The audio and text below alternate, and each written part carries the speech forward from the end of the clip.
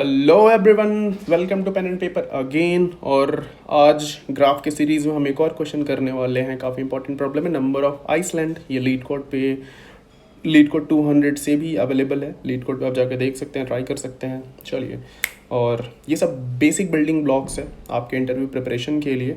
ये जो छोटे छोटे क्वेश्चंस हैं medium, they will help you for sure. और इसको करेंगे, इससे रिलेटेड और भी हार्ड क्वेश्चंस है जो आप बहुत इजीली कर पाओगे। बट हाँ, उससे पहले ये करते हैं बिना टाइम वेस्ट किए हुए। तो प्रॉब्लम डिस्क्रिप्शन देखते हैं क्या दे रखा है। आपको दे रखा है M cross N 2D matrix दे रखा है विच रिप्रेजेंट अ मैप, जो कि मैट्रिक्स मैप को रिप्रेजेंट कर रहा है, जो कि 1 है। अगर सेल पे कहीं 1 है इसका मतलब वो लैंड है, 0 है तो पानी है। Return the number of island, आपको नंबर ऑफ आइसलैंड बताना है। And island is surrounded by water and is formed by connecting adjacent land horizontally और वर्टिकली। तो आइलैंड क्या है, सॉरी, आइलैंड क्या है यहाँ पे? आइलैंड को कैसे रिप्रेजेंट कर रहा है कि जो भी 1 एक दूसरे से कनेक्टेड है, टॉप बॉटम लेफ्ट राइट, वो सारे 1 अगर एक साथ कनेक्टेड हैं तो उनको एक आइलैंड बोल रहा है। तो हमको बताना है कि मैट्रिक्स में टोटल कितने आइलैंड है। जैसे कि इस एग्जांपल में देखें तो ये 1 क्या है, इससे कनेक्टेड है, ये इससे कनेक्टेड है, ये इससे कनेक्टेड है, ये इससे कनेक्टेड है। सिमिलरली ये इससे कनेक्टेड है, ये इससे, ये इससे, ये इससे। तो टोटल अगर देखो तो इस पूरे मैट्रिक्स में सिर्फ एक ही आइलैंड, बाकी सारे 0 हैं। Right, understood, good. तो अब क्या करेंगे, इसको हम सॉल्व कैसे करेंगे? राइट, अब ये काइंड ऑफ ग्राफ है, तो या तो DFS से सॉल्व होगा तो BFS से सॉल्व होगा। ये तो हमने देखा ही है, हम हर एक वीडियो में बात करते हैं ग्राफ के। सो जस्ट इमेजिन, भूल जाओ कि तुम्हारे पास कोड करना, ग्राफ करना। तुमको अगर ज़मीन पे कोई ग्रिड बना के दे दो तो कैसे सॉल्व करोगे? कोई बोल दे कि ठीक है ग्रिड है, 1 0 दे रखा है, तुम बताओ एक ऐसा एल्गोरिदम बता दो जिससे तुम बता सको कि नंबर ऑफ आइलैंड कितने हैं। तो मैं बोलूँगा ठीक है, मैं क्या करूँगा, मैं ज़मीन पे ट्रैवर्स करूँगा, सारे मैट्रिक्स को एक एक सेल को जाऊँगा। तो जहाँ भी मुझे 1 मिलेगा, जहाँ भी मुझे 1 मिला मैं उसको 0 मार्क कर दूँगा और बोल दूँगा कि अब इस 1 से मुझे हाँ, जैसे ही 1 मिला मैं बोलूँगा देखो मेरे को एक आइलैंड तो मिल गया, एक आइलैंड मिल गया। अब मैं क्या करूँगा, अब उस जहाँ मुझे 1 मिला उसको तो 0 मार्क करूँगा ही, साथ साथ उससे रिलेटेड, उससे जुड़े जितने भी सेल हैं जिनमें 1 है उनको भी 0 मार्क कर दूँगा। इस एग्जांपल में समझते हैं क्या कहना चाह रहा हूँ। अब मैंने बोला कि सिंपल, मैं क्या करूँगा, जाऊँगा जहाँ मुझे 1 मिला, ये 1 मिला, इसको 0 मार्क कर दूँगा और बोल दूँगा देखो भाई मुझे एक आइलैंड मिल गया।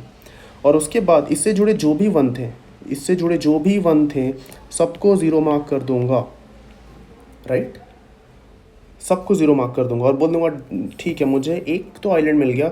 वापस ट्रैवर्स करूंगा, जो को मैं अभी तक ट्रैवर्स नहीं किया हूँ, देखूंगा सारे के सारे 0, तो मेरा आंसर ही 1 हो जाएगा। करेक्ट, अंडरस्टूड, समझ में आई हो कि जो मैं कहना चाह रहा हूँ आप लोगों से। सेम चीज़ मैं नेक्स्ट एग्जाम्पल में करके देखता हूँ। नेक्स्ट एग्जाम्पल में भी हम करके सेम ही चीज़ देखते हैं।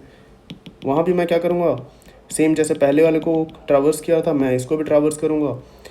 मैं ग्रिड पे जाऊंगा, बोलूँगा देखो अच्छा मुझे 1 मिल गया, तो मैं बोलूँगा कि ठीक है भैया मेरे को तो मेरा एक काउंट मिल गया 1 कि एक आइलैंड तो मिल गया, और इसको 0 मार्क कर दूंगा। अब बस उसी को 0 मार्क नहीं करूँगा, मैं उससे जितने भी कनेक्टेड हैं उनको भी 0 मार्क कर दूँगा। तो ख़त्म बात, ये चारों के चारों जो भी 1 थे ये चारों सब 0 हो गए और मेरा काउंट भी 1 हो गया कि एक मुझे आइलैंड मिल गया। फिर मैं जाऊँगा हर एक पे 0 0 छोड़ता जाऊँगा, फिर मुझे 1 मिला, फिर से 1 मिला, मैं बोलूँगा देखो भाई अब काउंट को तुम 2 कर दो, बोल दो कि मेरा नंबर ऑफ आइलैंड 2 मुझे मिल चुका है और इसको 0 मार्क कर दो।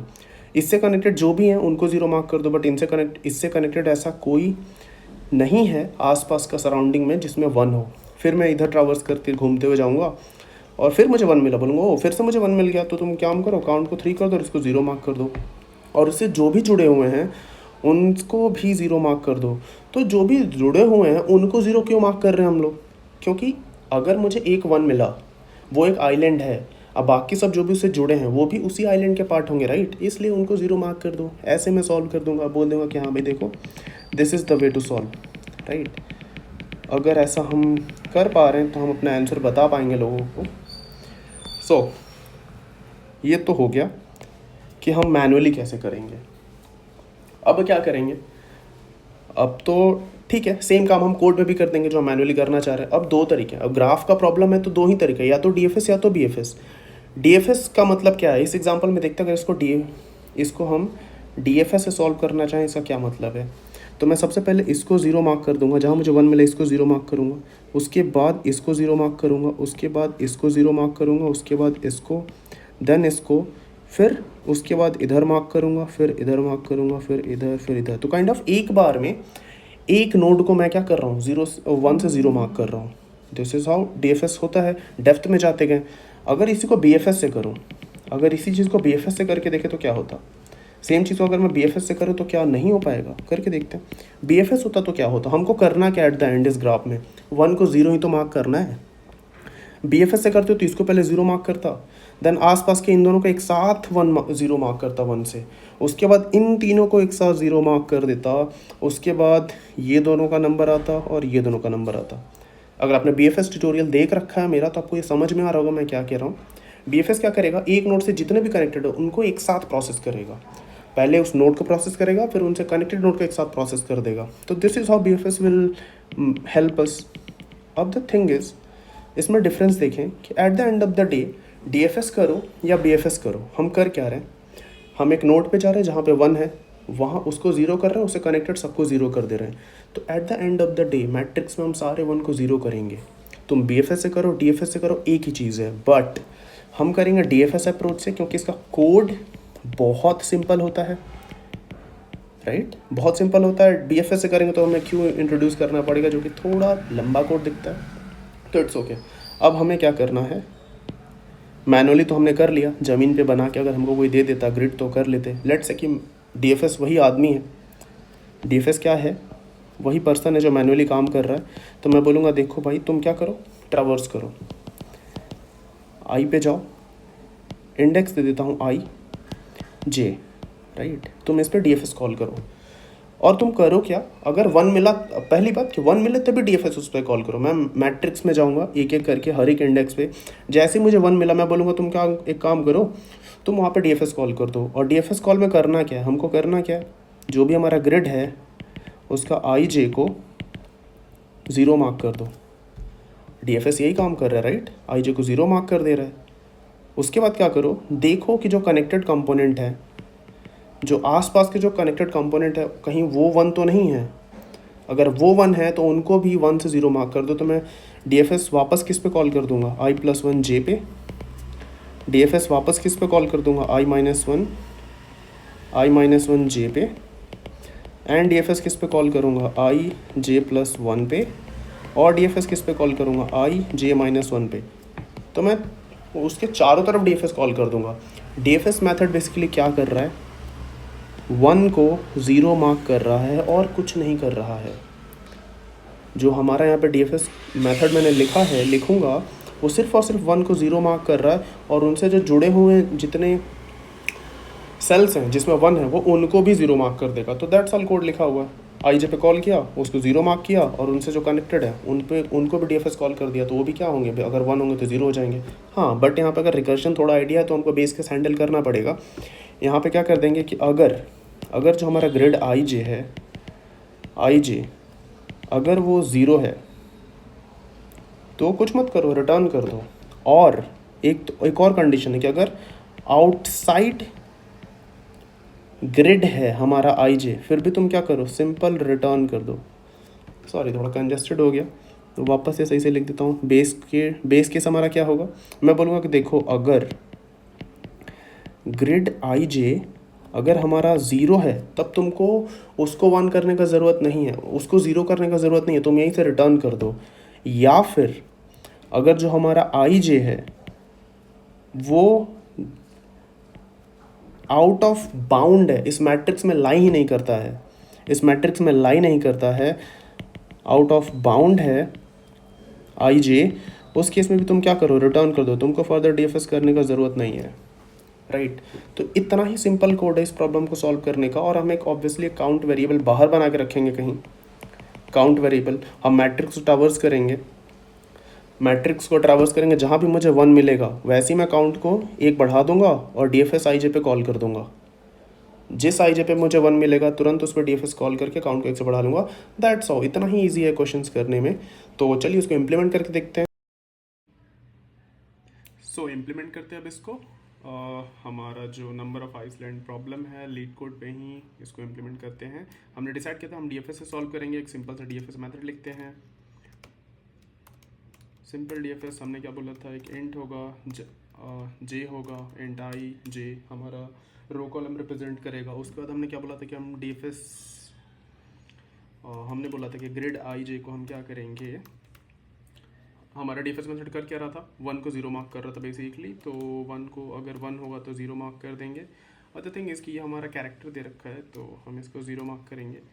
एंड देन क्या करेंगे, हम डीएफएस कॉल कर देंगे i+1 जे पे, आई जे कॉपी पेस्ट कर देते हैं, लिखने का मन नहीं है बार बार। तो हमने बोला था कि ठीक है, आई जे पे डीएफएस कॉल करेंगे, फिर i+1 जे पे कॉल कर देंगे, i-1 जे पे कॉल कर देंगे, j+1 पे कॉल कर देंगे, j-1 पे कॉल कर देंगे। इतना ही सिंपल हमने सूडो कोड देखा था। अब इस सूडो कोड को थोड़ा लाइव करते हैं, ज़िंदा कर देते हैं ताकि ये काम करे।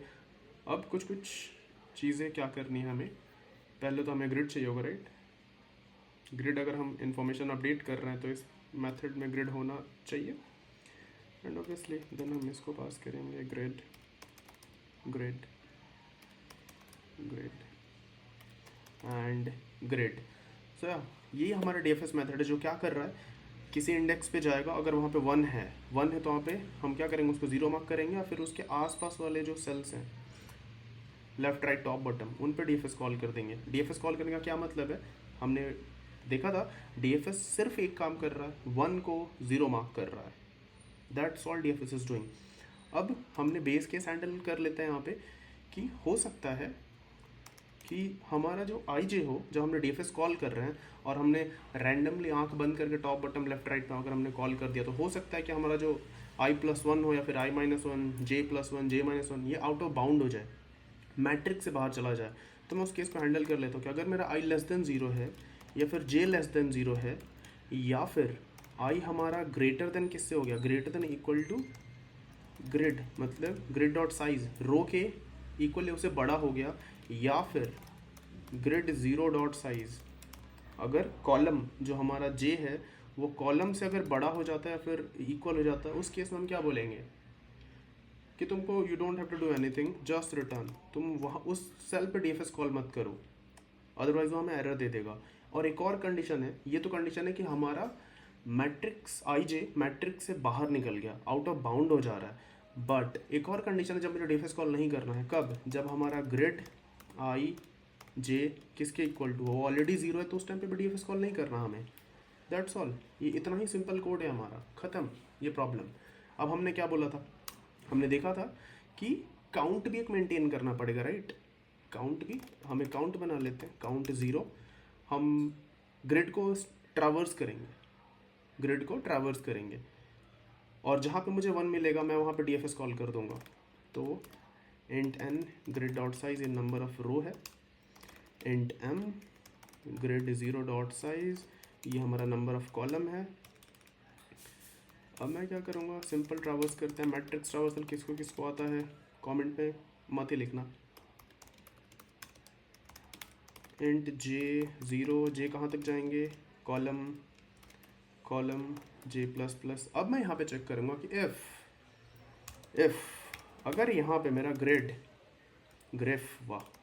आई जे, अगर grid I J equal to किसके 1 है, तो तुम क्या करो, तो तुम बोल दो कि भैया देखो मेरे को एक आइलैंड मिल गया, काउंट ++ बढ़ा दिए, और तुम क्या करो उस पर डीएफएस कॉल कर दो आई जे ग्रिड, दैट्स ऑल।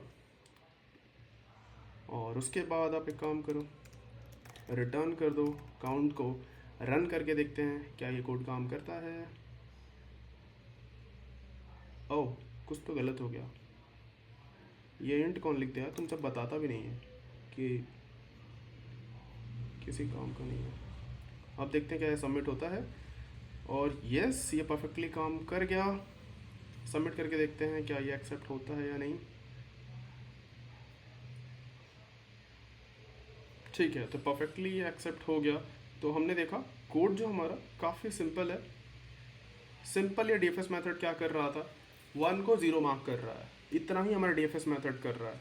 तो हमको समझना पड़ेगा कि जो हम मेथड लिख रहे हैं वो क्या करेगा। मैं क्या किया, सिंपल इटरेट किया रो कॉलम पे सॉरी, मैं मैट्रिक्स पे इटरेट किया, जहाँ मुझे 1 मिला मैं उसको 0 मार्क किया, 1 को 0 मार्क किया, उससे कनेक्टेड जो भी हैं उनको भी 0 मार्क कर दिया। That's all this DFS method is doing for us. जैसे ही मुझे 1 मिल रहा है, जैसे ही मुझे 1 मिल रहा है, मैं क्या कर रहा हूँ, काउंट को 1 से बढ़ा रहा हूँ, बोल रहा हूँ कि देखो भैया मुझे एक आइलैंड मिल गया। अब फिर उसको मैं क्या कर रहा हूँ, जो 1 है उसको 0 मार्क कर दे रहा हूँ, और उसके आसपास के जो भी हैं उन पे भी डीएफएस कॉल कर दे रहा हूँ। कॉल करने का क्या मतलब है कि जब मैं उन पे डीएफएस कॉल करूँगा, अगर वो भी 1 होंगे तो वो भी 0 हो जाएंगे। और बेस कंडीशन हमने हैंडल कर रखा है कि अगर मैट्रिक्स से बाहर चले गए, या फिर अगर ग्रिड हमारा 0, ग्रिड का जो हमारा सेल वैल्यू है वो अगर 0 है, तो उस टाइम पे तुम डीएफएस कॉल मत करो, उन पे रिटर्न कर दो। That's all. Stay connected, learn, और आई होप कि कुछ सीख रहे हो तुम लोग इस वीडियो से। बाय तब तक के लिए।